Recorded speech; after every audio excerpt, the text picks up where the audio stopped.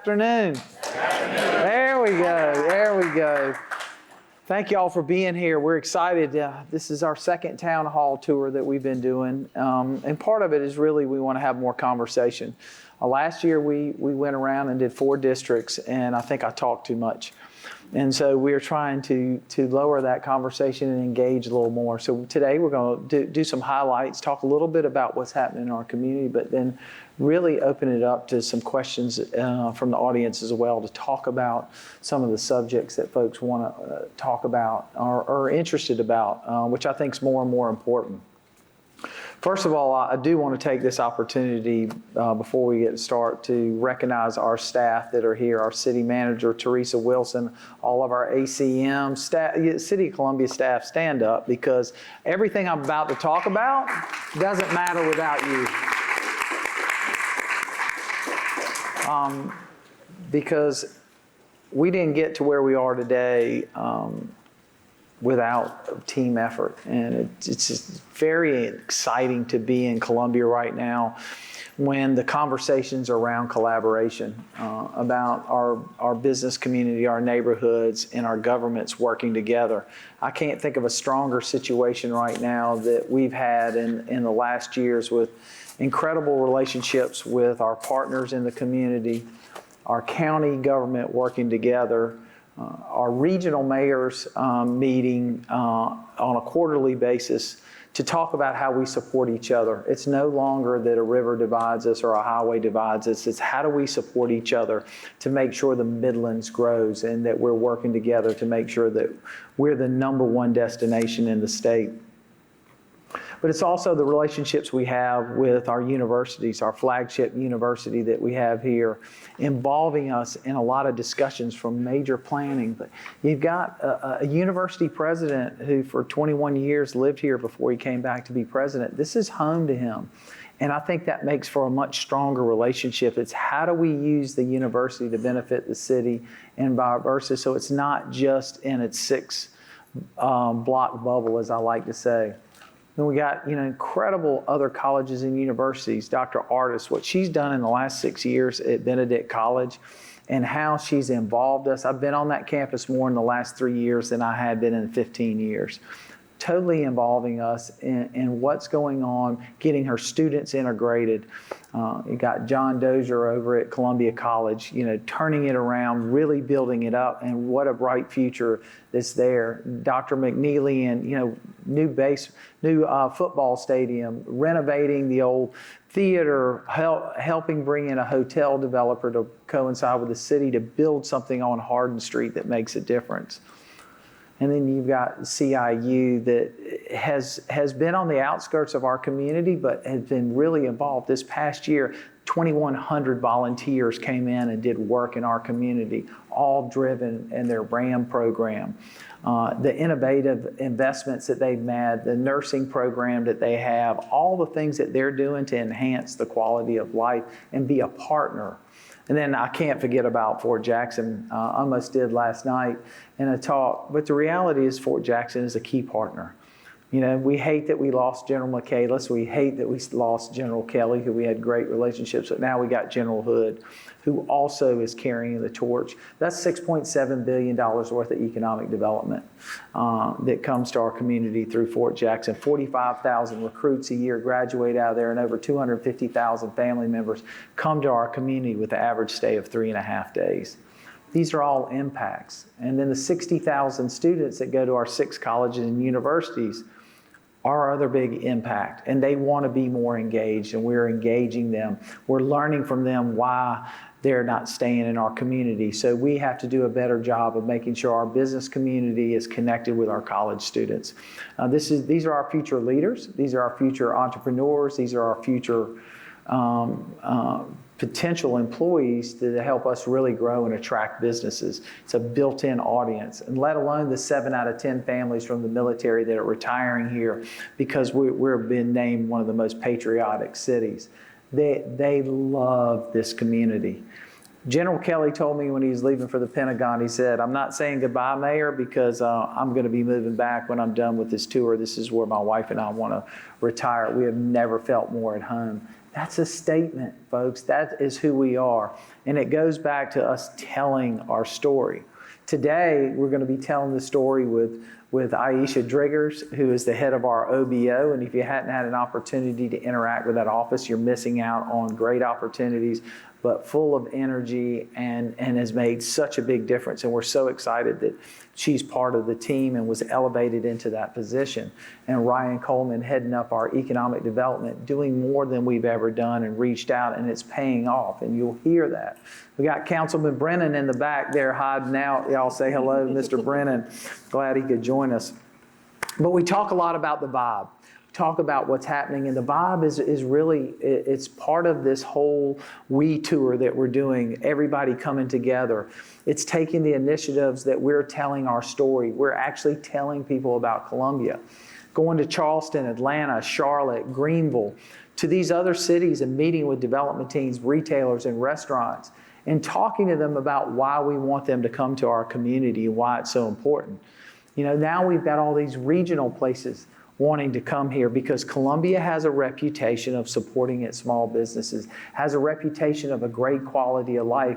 It's become this kind of hidden gem in the Southeast. We're a capital city and we're a hidden gem. It's because we haven't taken our show on the road, and that's what we're doing now. We're highlighting and showcasing everything, our businesses, our universities, our quality of life, the livability here. And then when you start talking about all the different pieces from our riverfront, which we'll get into, you understand why South Carolina is one of the fastest growing states, but you're seeing Columbia have historic growth. We struggled a little bit. We were growing at about a 2%, over the last decade. In the last 3 years, we've grown 4.3%. So what that tells me is what we're doing as a team together is changing things. We're seeing investments left and right.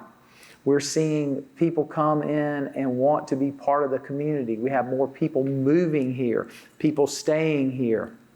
Why is that? Because they're discovering who we are. We did a new branding. We have a new branding if you haven't seen it. Part of that is to make us more inviting to people and really showcase who we are. It gave us a chance to bring in a marketing team to work under the leadership of Ms. Wilson to make sure that we're telling our story and that it's being told from the person who is out there in the field, who is reaching out and touching you. It could be our folks at solid waste. It could be our folks at wastewater. It could be the person at the zoning counter. It could be our greatest ambassadors, I have to tell you, have been our cab drivers and our Uber drivers.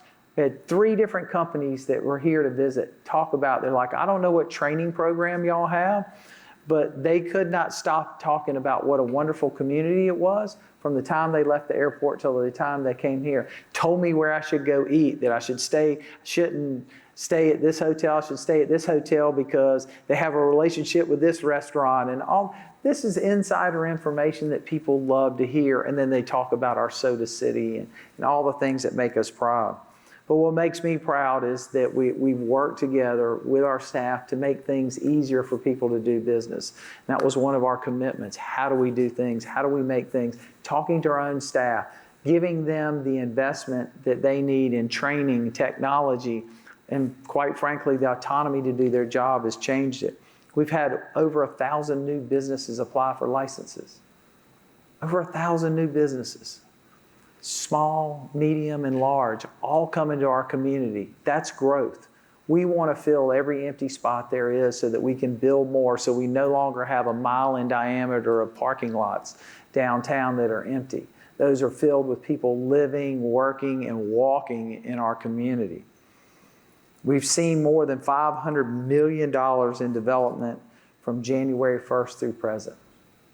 And on the horizon, and Ryan's going to talk about this a little bit, and then Ayesha is going to talk a little bit about the small business and what she's seeing in recruiting. Utilizing our riverfront, the untapped, the William Street project that we've talked about forever, now is moving forward, being able to now envision what a riverfront park with development, how that connects to Granby and goes to all the other pieces where we get to connect 27 miles of riverfront. opening up trails and opportunities there for people to visit and see, go from here to the dam. And what's great about that, that's West Columbia, that's Casey, that's Lexington, that's Richland County, that's the city of Columbia, Irmo, Chapin, Saluda Shoals, all coming together, along with the help from the Mungo Foundation to open up. And we can't forget Dominion, because they've allowed us to get control of 200 acres that may help make that connection.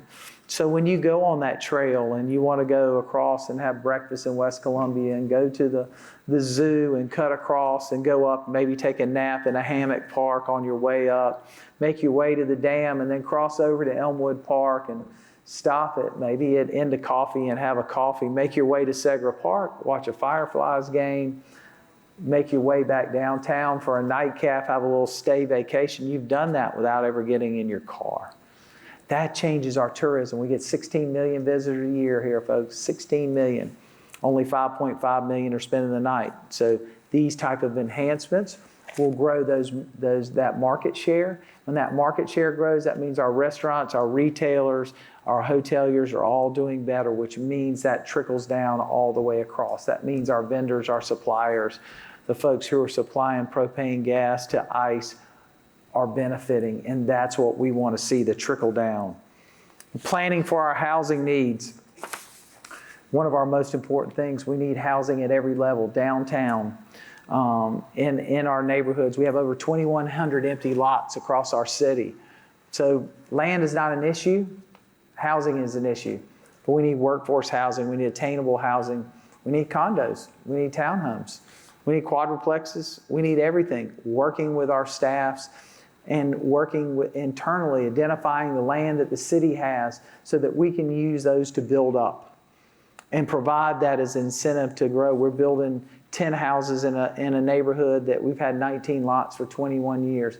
Building those homes for first-time home buyers. Taking the land that was not buildable and putting a pocket park in there. Planting the seed in Booker Washington Heights with 6 houses there. And into Martin Luther King with our development court. We have 7 lots there to help spur in a community that right now, quite frankly, has 152 empty lots in it. Rebuilding neighborhoods, rebuilding identity. That trickle-down effect allows us then to attract grocery stores, more opportunities for medical services and others so that we can close that gap that are in parts of our city. We are not forgetting any part. We are going after everything and everywhere that we can, from grants to leveraging private sector partnerships, public-private partnerships, to make sure that we can take advantage of all the opportunities that are here that we can grow as a city. But we also have to have it downtown. Our young people aren't staying because they want to live, work, and walk to everything. That's why they're moving to Charlotte and Nashville and living in areas like 12 South and South Boulevard. There's a reason why Lowe's moved their entire back office administration down to the south side of Charlotte, because the young people they wanted to attract for jobs can walk to work there, and then they have 55 to 75 restaurants and retailers that they can have right there in their own neighborhood. So the variety, we can do the same thing. But with that, I could sit here and talk about the 5,000 local business owners that we've served through workshops and everything, but I'm going to let Ayesha honk a horn on the OVO a little bit, because they're key to what's driving this investment that we're seeing. And let me tell you, if everything comes out of the ground that's come to economic development, we're looking at $1.8 billion coming out of the ground. And we haven't even counted what could happen at the riverfront. So we know our future in 5 years, Columbia is going to be a walkable, livable downtown full of life and energy. You'll be trying to figure out how to get to the 50 things that are happening every night. With that, Ms. Driggers? Yes, so in the Office of Business Opportunities, I first want to shout out my staff that are here, Kalina Ginyard and Brett Whiting on the front office, if you just wave your hand. Wave your hands now. Thank you. Everyone else is back at the office, are working to continue to meet the services of our groups. And also, the mayor mentioned collaboration. I really think the city sets the model for how our departments collaborate. I see several of our partners, community development, Columbia Water, procurement and contracts, public works. We all come together, budgeting. Hopefully I didn't miss anybody, but we really all come together to make sure we meet the needs of our community. So for those businesses that are located in the Columbia, you really have a strong group of people that are working to meet the services. In our office, we have several programs to assist small minority women and veteran-owned businesses. One of that being our funding services that we offer. Like I said, Brett Whiting is here. He's our loan officer. But through, right now, we have currently about 60 loans in our portfolio that total $4 million. And what that means is as those funds are paid back, we get to reinvest them back into our community. In addition to that, those funds are privately leveraged through bank loans and those business owners to provide the services of the different businesses. We also have a commercial retention and redevelopment program. And this year alone, we've been able to assist over 30 businesses with interior and exterior improvements. And again, they've leveraged those public dollars with over $500,000 in private dollars. So those funds are able to go further to provide improvements. And lots of the businesses that you frequent every day are able to participate in our loan program. So I encourage any business that is here to come reach out to us and see how we can provide assistance to you. We also do a variety of supplier diversity programs, and really we just want our vendors to reflect the diversity of our city. There's lots of opportunities to work with the City of Columbia, whether you do construction, catering, graphic design. We work very closely with our procurement and contracts team that are in the back, if y'all will wave. Just if anyone's interested in seeing how they can become a vendor with the city, there are lots of opportunities to do that. And in our office, we help encourage that utilization. We also have lots of workshops and trainings. The mayor mentioned 5,000 businesses that we've been able to reach out to through our different workshops and trainings, including our grand openings. I think between Ryan's team and our team, we probably have a grand opening every other week. Had two this morning, by the Yeah, way. exactly. So we continue to see businesses opening every day. Mayor, I saw your post today about Toasty Hotspot. You did that grand opening last week, so that's exciting that we continue to see the businesses opening. I know I see Chamber Representative, Main Street Partnership is here, so we make sure we work with the different organizations through our city to make sure we meet the needs of our small businesses. And we're always open to other innovative ideas that you may see out there. And sometimes the answer might be no or not right now, but we are interested in hearing the ideas of our business community to see how we can continue to be more competitive and meet the needs of the community. In addition to that, I think last year we talked about the launch of the mobile market.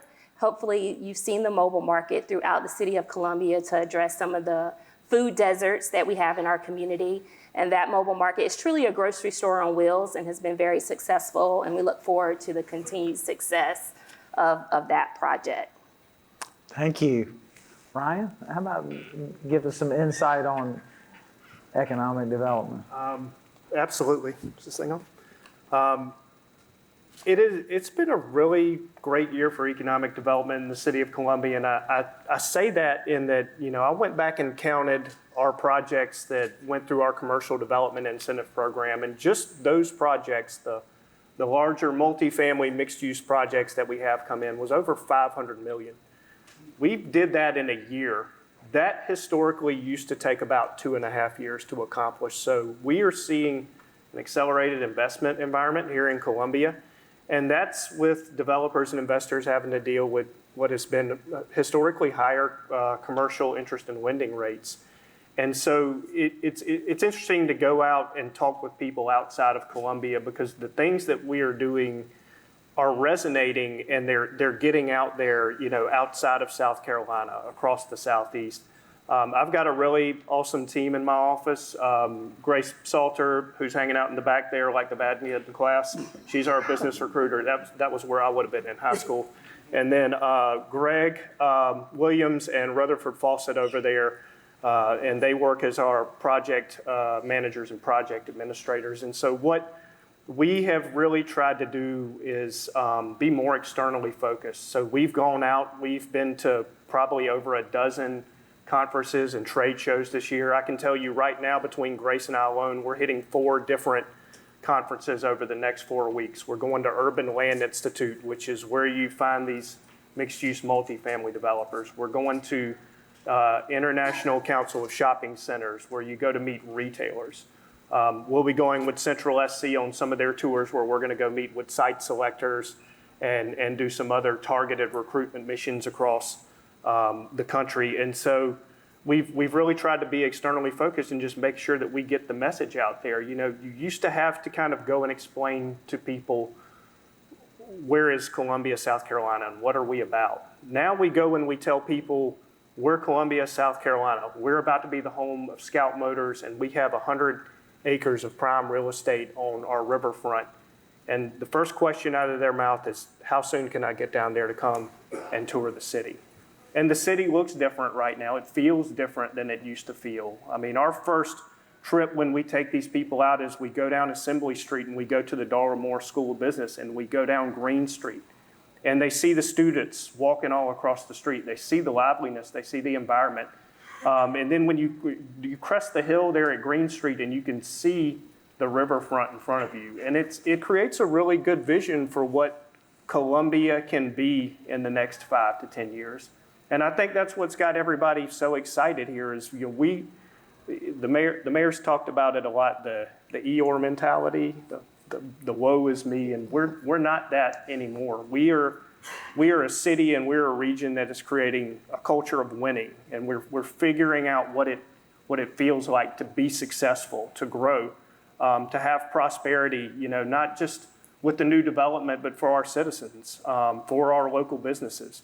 Ayesha hit the nail on the head. You know, it's about every week we're doing a grand opening for another business. Steel Hands Vista last Friday, EQ Fitness today, along with Blossom Shop, and then Blossom Plant and Produce, not the same thing, it's a different store, it's in 5 Points. That one will be next week. So, I mean, we're having these successes, not just in the big investment, but the base hits and the doubles as well. And that's just as important for creating that culture and mentality is when you have small businesses that are opening and being successful as well. We've gotten to situations where, you know, we go and we tour developers around, and we don't have space to put people anymore. We have become so successful, it has become more and more difficult to find a location for a new restaurant, a new retailer to go into. If you were to go out North Main Street right now, you won't find a vacancy out there. And so we're having to think about how we approach the economic development game. Earlier this year, we did the Let's Build Together seminar with Councilwoman Herbert, and the goal was to target the property owners out there to think about how do we create new space for the next wave of businesses that are coming in. It's really exciting. People feel the energy. It looks and it feels different. We've also started to refocus on international. So just to go back a little bit, in 2020, obviously COVID hit, and that really changed how we did a lot of things at the city. And so we started to prioritize mixed-use, multifamily, and quality of life businesses, because the equation in economic development now is you've got to have a good quality of life that keeps your young, talented, educated professionals, and that's what brings your businesses here now. It's not just having an office space and an incentive anymore. Businesses want to go where they see a good quality of life and where they know they can get the workers that they need. And so that's kind of forced us to kind of change how we do about it. And we're going to get back into more office recruitment as we see that environment start to warm up this year. But it really has been about taking these opportunities and, you know, filling these surface parking lots that we have so much of in downtown and putting density and verticality into our city center. And so we've gone overseas. We went to Germany and Switzerland earlier this year. We had great success. We've got some companies that are looking at Columbia that are interested, and hopefully we'll be setting up shop here soon, and we're going to continue to look at opportunities over there as well. And then I want to give a big shout out to all of our partners who we collaborate with our 6 business districts, who are always tremendous to work with. They help us kind of keep our eyes and ears out there to what's going on locally. Our economic development partners, the Columbia Chamber of Commerce, World Affairs Council, I know Dixon Monk is here as well, USC Technology Incubator, Central SC, and others, we have been tasked by our Economic Development Committee to increase our collaboration and work across borders more. And so that is going to be a huge priority for us over the next few months, is how can we be more effective at what we're doing, but do it together so that we're efficient in that approach. And then kind of where we've seen a lot more increased engagement is with the USC Moore School of Business. And I think Dean, obviously President Amaritas and his leadership has been great, but Dean Verna over there has really tasked the staff at the Moore School to work with the city and to grow their capacity. So we had an insurance roundtable with our C-suite executive leadership about a month ago. It created some great thought leadership, some great ideas, and we've got some concepts that we're starting to work on now with regards to new internship programs and how we approach kids in college, because you can't just wait to engage with kids at college in junior year anymore. A lot of these kids, particularly the upwardly mobile ones, have job opportunities by then. We've got to catch kids while they're freshmen and sophomores and leverage our 4 years that are very valuable with them to build a relationship with them where when they graduate, they decide they want to stay in Columbia. And then taking, nascent industries like insurance here in Columbia, which employs about 20,000 people. How do we build a cluster and a summit around that? And so one of the ideas around that came out of that task force was, let's have a global insurance summit. We've got risk management programs. We've got 6 colleges. Each college has a business school within it. We have the capability to be a magnet for these insurance companies, and we've got great leadership here that has relationships with these companies across the country. So it's a really interesting time to be in Columbia. I've been at the city for 18 years now, and it's the most vibrant and energetic time that I've seen at the city of Columbia. And I think when we look around 5 to 10 years from now, the landscape here in the city is going to look vastly different for the positive than what we see now. Thank you, Ryan. As we continue to invest both in our economic development, but we have all the other pieces, the innovation that is happening at the city, investing in technology. And we just had someone come in and really bring us up to speed on AI.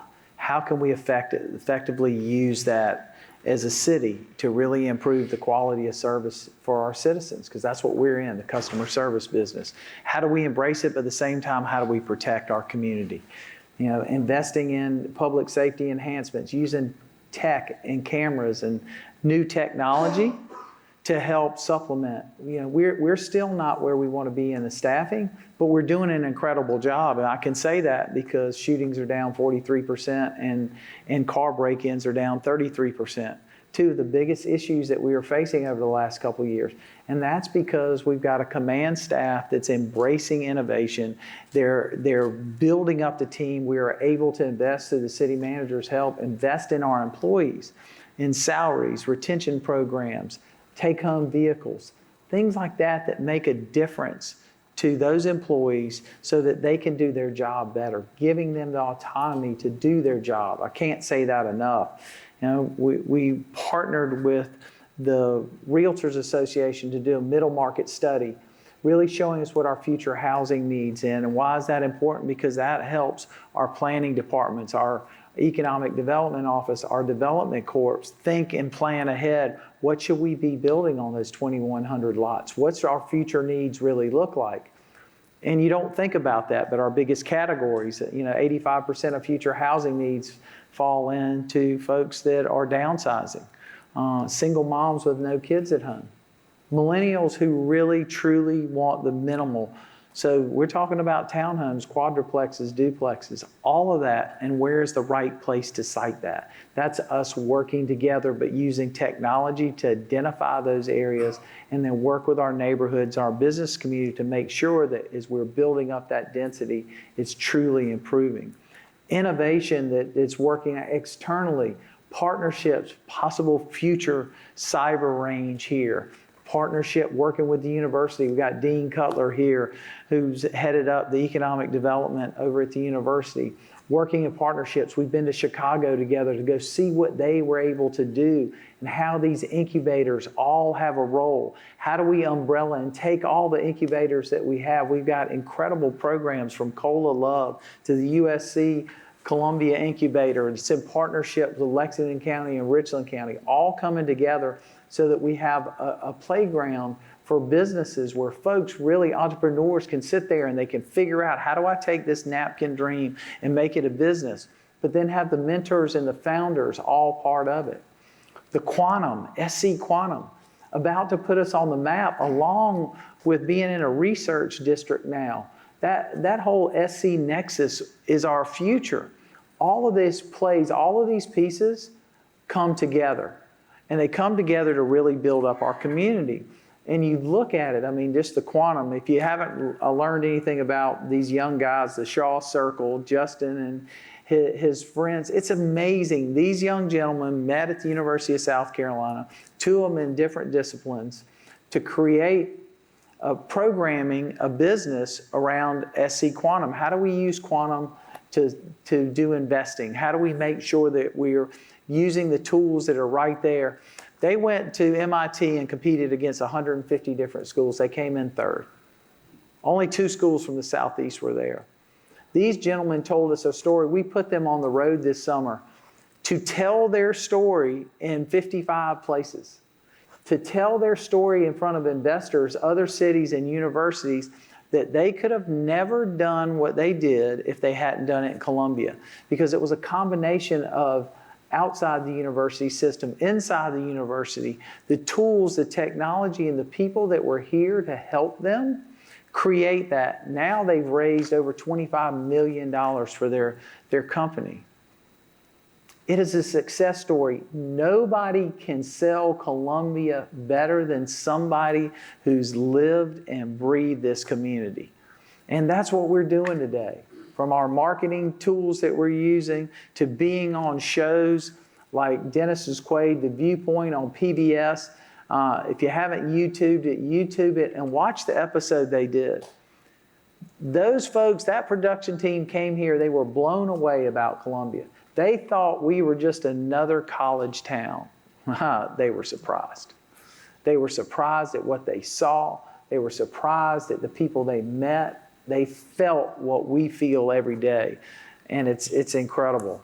We're continuing to invest, obviously, our utilities. This year we announced, having the ability to rebuild our canal for our water plant, being to have the alternative water source that came along with that. So we've got redundancy and built into the system. So next time you get a text from a friend who talked to a friend who heard from a friend that you got to fill up your bathtub, ignore it. You don't.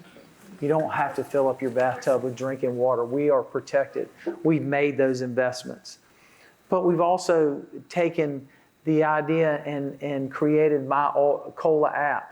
The app to allow you to communicate with us and report issues so that we can deal with them, so the information flows freely across our system so that we can make sure that we address the issues that are out there quickly and efficiently and effectively, and you get feedback. It's so important. Obviously, we talked about the canal, and the canal is one piece of it that also opens up our ability to get our hydro plant back up and running. That's 10 megawatts of potential green power that we can use to offset several of our highest usage, our wastewater plant and our water treatment plant. We can use that energy. That means that's money that we can reinvest and build more solar. Building solar out at our wastewater plant, using it and the other utilities to future deal with our sludge so that we're not spending $2 million a year to take it to a landfill, but actually turn it into a usable product that we can put back into agricultural that could save some farmer $400 a ton per acre on fertilizer. Using innovation to take our waste streams and other things to make sure that we're utilizing them to power up our usage, cut our footprint down. Being named the only LEED certified city in gold level in South Carolina. We're one of 40 cities across the country that have a LEED designation. We want to be platinum. So that means reflective surfaces, more planting of trees, sustainable architecture, figuring out how we capture more stormwater, having more greenways and bioswales in our streets and other places to absorb less parking, more walking, ability to have transit. Thankfully, we passed the penny sales tax because now we have money to make sure our transit can grow, our intermodal for the future has an opportunity, and we can actually fix our streets because folks, 72% of them aren't owned by us, they're owned by the state. And we got to come to the table with a resource. It is the only way that we're going to be able to do that. But when you look at finishing the greenways, rail realignment, and you put all of that along with the riverfront, the businesses growing up, people moving here, we are going to have one of the most vibrant cities. But we still want to be number one, but not by population, truly by livability. And that's what we're trying to key into every decision that we make. So part of our strategy for the future, the city is consolidating its real estate. We're moving our police into a central headquarters. We're moving most of our city departments into a single building so they can work more effectively and efficiently. And then we're taking those key element corners and pieces of property that we own and put them back in the market for housing, for future businesses, being a partner, maybe even be part of a P3 for us. That's the kind of stuff that we're thinking about. Building, but also enhancing, making sure that opportunities are everywhere, because it's going to be upon us to do it because we're not going to be able to rely on everybody else. Working to continue to work in partnerships in the P3 area to really enhance. And that means everything from our future arts, we're going to have to do it together. Our future economic, we have to do it together. Building up our neighborhoods, we have to do that together. We have too much opportunity at our doorstep to ignore it. Continuing to work with our legislature and going after every dime. Last year we got almost $25 million to put in our community. And some of those enhancement programs are so important. And being able to build a park with a community center and a gymnasium in one of our most challenged areas. Being able to finish work on our riverfront and connect our greenways, putting money towards our bike paths and connectivity, because that's what people want us to do. They want us to finish projects. Finley Park, one of our crown jewels, investment, going to be finished probably this time next year. We might have a town hall in the middle of Finley Park if the weather stays as nice as it is here. In a beautiful park that its design was born out of our own Parks and Recs department. Todd Martin, our internal landscape architect, done an incredible job meeting with people to make sure that when we build our amphitheater, that it's for multi-purpose. So if it's Shakespeare in the park, or if it's Hootie and the Blowfish playing, that we can take all of it and we can use it for the central the way it is. But also thinking from our experience in the past, making sure we have park rangers and we have maintenance crews that are stationed there, living there, because when you have ownership, it changes it. Look at parks like Greenview where we're making enhancements.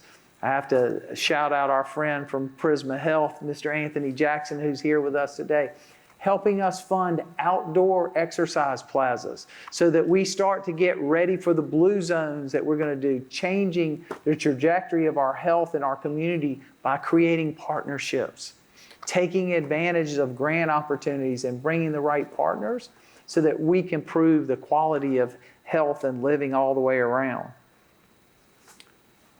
Continuing to work to bring big events like the Liverpool-Manchester game.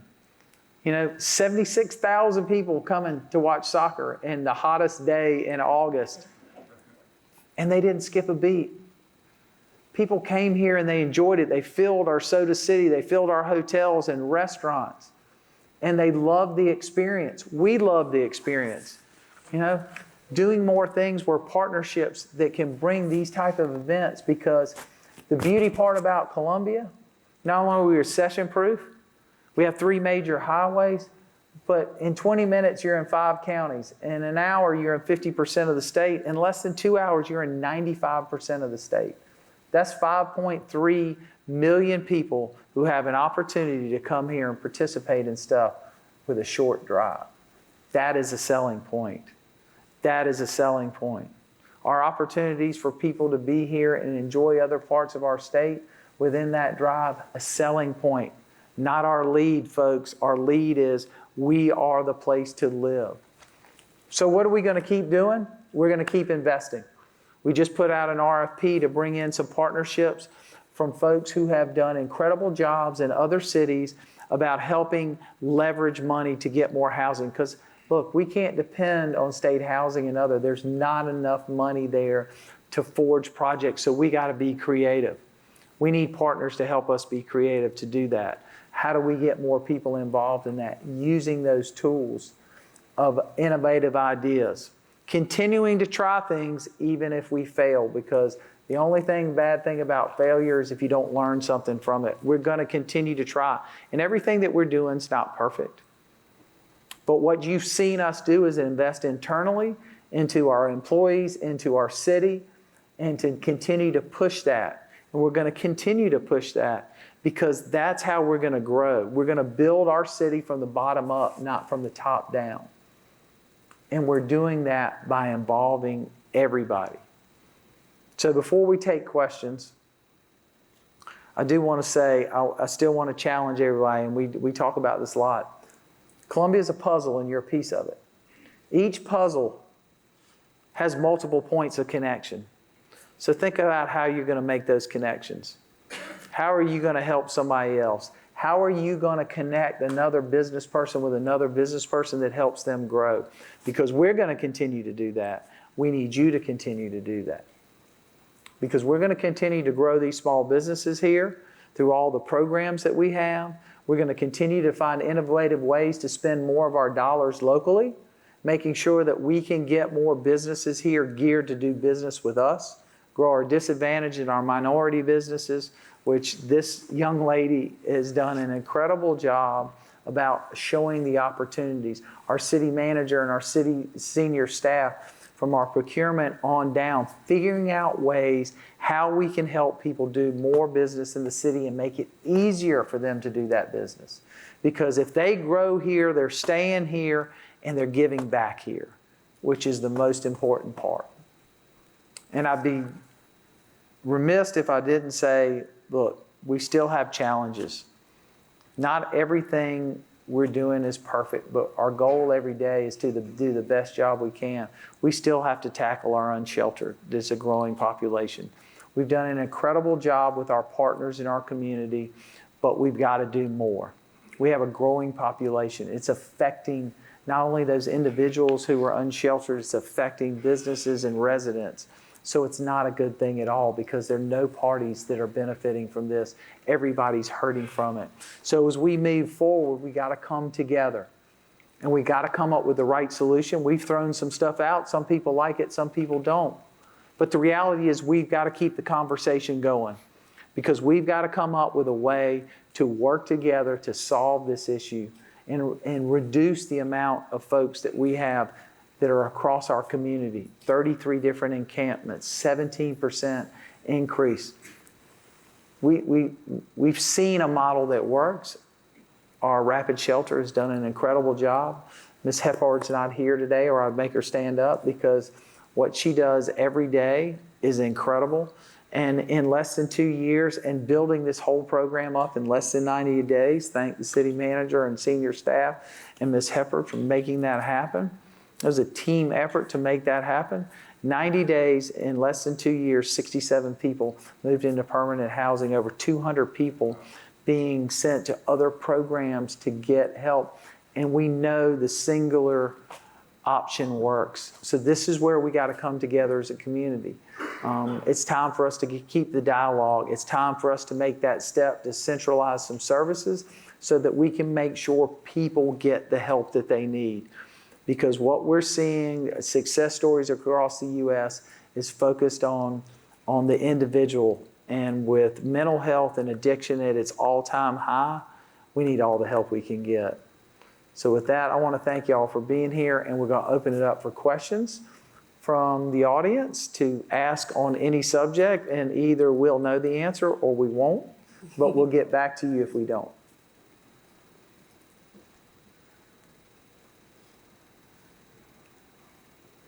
It's a shot crowd. Don't be shy now. By the way, if you haven't had any of our 1835 tap water, Someone might be against the wall. If there aren't any questions, I know Chief Holbrook, sorry to put you on the spot, had some additional data that I think we could not get up to the mayor. Would you want to share some of that? hey, we got the empty chair here, Chief, if you want to join us. I owe him a snack. That was an hour ago.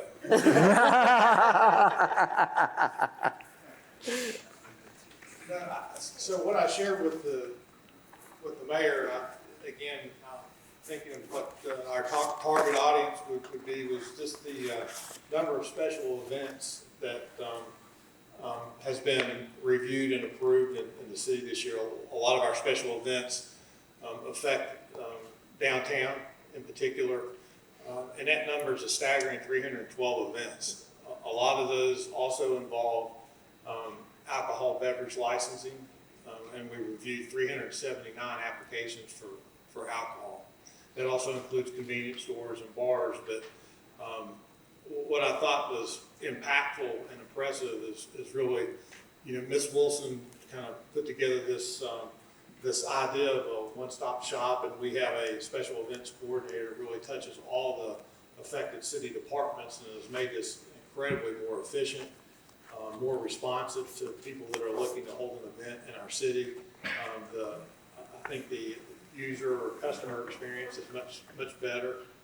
We've also onboarded an outside vendor that does all the banking contacts with the requesting person or organization that kind of takes the city out of that part, that hires police officers or hires fire marshals or people from public works, just whoever might be contributing to the event. So it's really been a very smooth process in the transition. And so that is what I whispered in his ear. Thank you, Peyton, for putting me on the spot. Yeah. Right, but folks, it's so important when you hear that, and I think it's more resounding when it comes from our chief, because you understand the resources that we, as the capital city, we have so many more events than any other community. These aren't just festivals; these are events that happen at the State House. Visiting how many presidential and vice presidential events that we have this past year, in the last 3 years that have come to here that take tremendous amount of resources away from our downtown. And these are all things that we have to provide. Parades and yeah.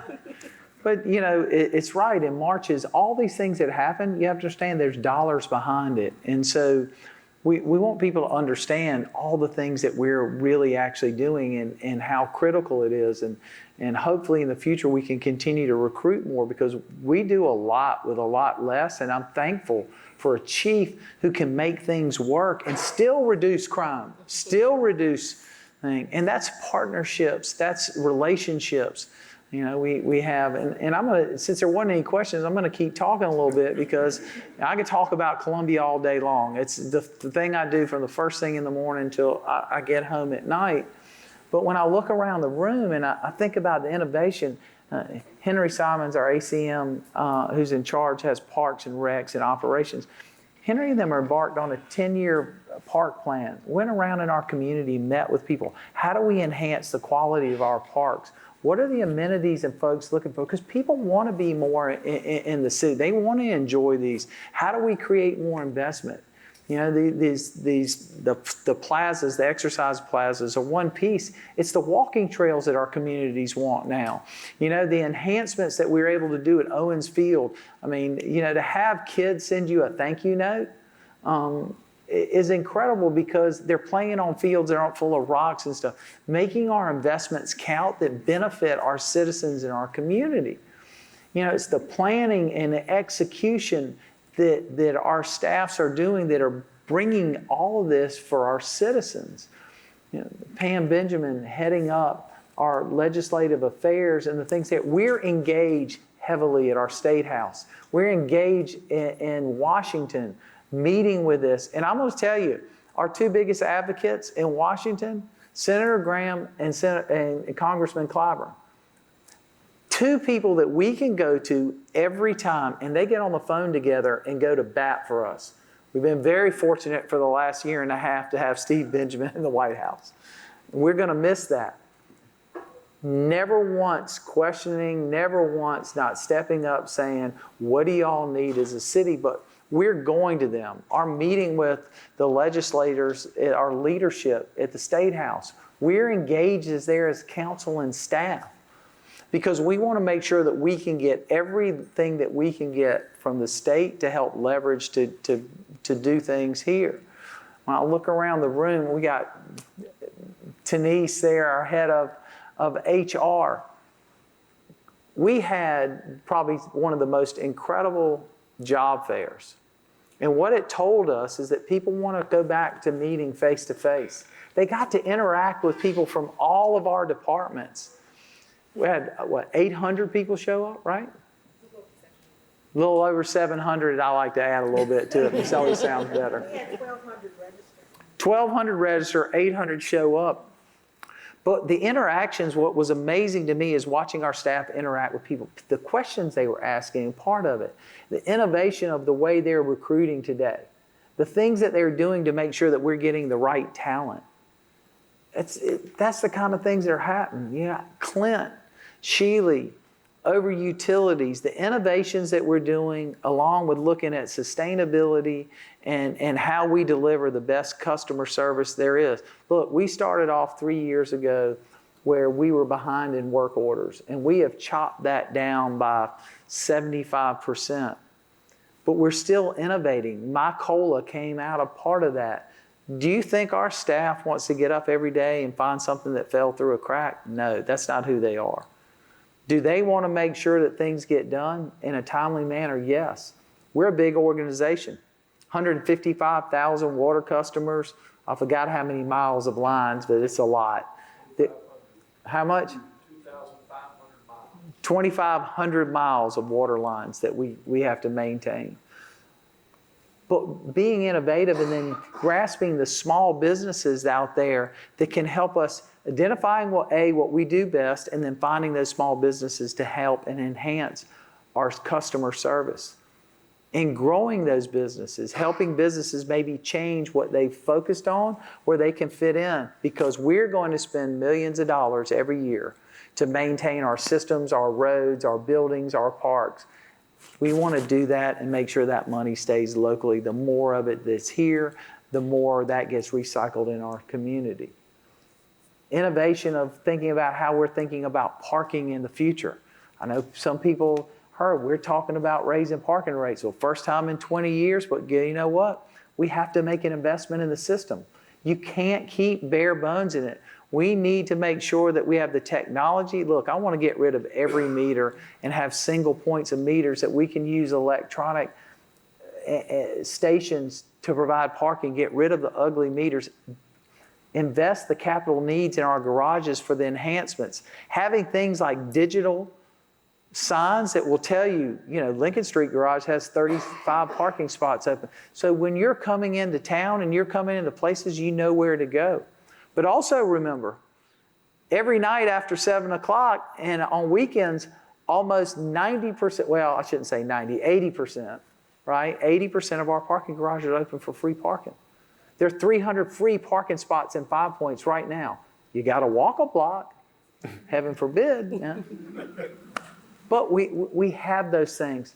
But that's why we're communicating more. That's why you're seeing more things on social media, why we hired a marketing team and everything to help us enhance so that our employees can get the message out to everybody so that you know what we're doing. Krista's embarking on a whole new design guidelines, hopefully to debut first quarter of 25 maybe. That's our goal anyway. But her team our design guidelines are 25 years old. We just finished our zoning and everything else. We're doing the right things to plan for the future, but we got to change a little bit. We had this fear of vertical growth forever. We need vertical growth. We need downtown apartments and condos. We need people living there. And I'll tell you from my chief's standpoint, he'd much rather patrol 20 floors than 20 blocks. Let's use the infrastructure. Water, sewer is already there. All the amenities are already here. We don't have to we don't have to push people out. They can stay here. 15,000 more people living downtown increases our economy tremendously. Investing in a hotel for this convention center so that it actually can attract the conventions, that it can fill this space and utilize the square footage correctly is the first step. We're headed down that path. The innovations, the Jeff Palin's over there had business license and everything under him. Online, making it easier. We put the trust factor in there, folks, for the business community. You don't have to send us your tax returns to get your license renewed. But I will tell you, you'll pay a hell of a fine if you lie to us. Trust but verify, right? All of this is innovation. This is our doorstep, and it's listening internally. And listening to not only our employees, but listening to our community. And are we always going to get it right? No. Are you always going to agree with what we're trying to do? No. But you know what? We've got to try things. We have to innovate and be progressive on how we look at our city, because all of it is to the benefit of all of us. And it's one step at a time. I'm trying to look around the room and see who I've forgotten. Well, overall, 11 straight years, Mayor, of fiscal responsibility. 11 Great straight point. years of winning the government finance accountability standards. 11 straight years. Of no property None of- tax increase. None of the rest of it could happen if your community does not feel that we are safe, but also fiscally sound. All two very big cornerstones of economic development for people's public safety and accountability and transparency. And we've done that. And we're excited about it, very proud of it. And that's why we're very fortunate to have the employees that we have. But when I look around the room, I look at all the different partners that are here. And they're also a big key of it. We couldn't do it without our health partners, our business community, our folks from the chamber, our different organizations. All of them are key. Our arts community, growing. We're investing in it, trying different things, opening it, giving space to artists, finding different ways to encourage them. You know, we just had a meeting not too long ago, and part of that meeting was very interesting that artists were like, you know, if you give an incentive to a hotel or somebody, well, how about as part of that incentive, make them fill it with art that's locally? Great point. It's a great way to uplift building. Listening to the feedback that comes from our community and figuring out how do we apply it to really build it up. You know, we've become a very diverse community. We have probably more international people living in our area now, continuing to grow. And all of that is bringing new ideas and new innovation. And I look forward to the announcements down the road. I promised that we were only going to be here for an hour, so we were hitting that. If you'd like to stay for the next 2 hours, I'll be doing sections 2 and 3. No, literally, I could talk about the city all day long. It's been my privilege and honor to have this position. I wake up every day just excited about the people that I work with, excited about our community. And some of it's selfish because I have 2 daughters that don't live here. And my goal is for them to come back here and raise a family. But at the same time, they ought to have the same opportunity that they have in other cities here. And that should be part of our goal. Well, it's not just about housing. It's not just about business. It's about the opportunities. And if we create the atmosphere that you can do anything in Columbia, that you can do it anywhere else, people are going to want to stay here. Because there is nothing stronger than the Columbia feel. In my opinion, the vibe that we have that attracts people and keeps them here. With that, thank you all for being here.